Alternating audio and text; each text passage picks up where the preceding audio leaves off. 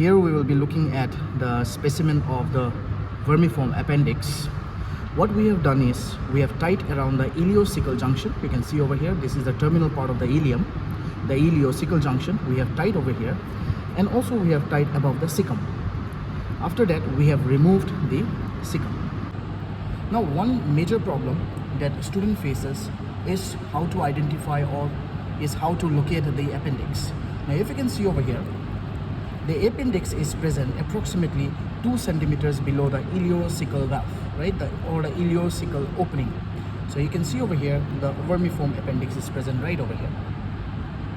Right? This is the vermiform appendix. One very common identification point can be, which is basically used in the surgery as well, is if you can see over here, see this, I'll just take it out, okay? Now we know that the large intestine consists of longitudinal muscle cord which are known as tinea coli. Now if you see over here, this is the tinea coli, the anterior tinea coli.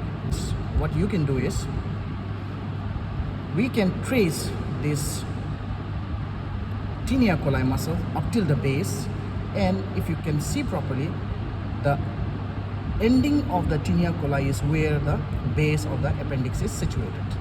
So this is how you can locate the appendix. Just trace the tinea coli, go downwards, and you will find the base of the appendix. So here you can see the base of the appendix. The vermiform appendix, why is it known as vermiform appendix? Because you can see that the appendix is suspended by a fold known as the mesoappendix, right? But this mesoappendix is not complete. So this is the reason why the mesoappendix, when holding the appendix, it basically forms a kinking part in the appendix. That is why it is known as the vermiform appendix. Now the appendix consists of 3 parts. We have the base, which is basically fixed. We have the body, and we have the tip. Now depending on the various position as to where the tip of the vermiform appendix is pointing, the vermiform appendix can be classified into 6 different types.